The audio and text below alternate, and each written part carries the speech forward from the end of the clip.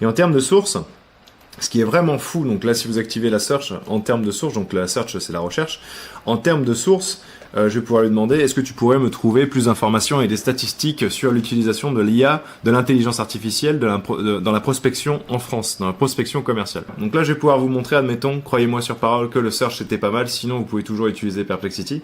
Je récupère le guide qu'il m'a fait. Et là, je vais aller dans un autre DeepSeek, admettons, parce que voilà, je trouve qu'il a pas fait très bien le boulot.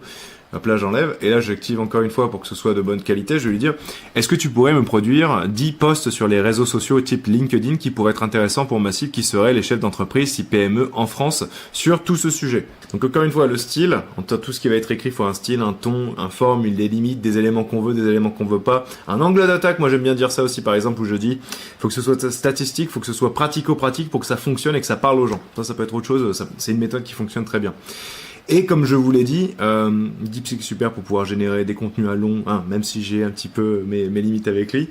Je vous invite aussi, si vous avez besoin de formation à l'intelligence artificielle en France ou à l'extérieur aussi, n'hésitez pas à me contacter sur LinkedIn, je mettrai mon lien dans la description.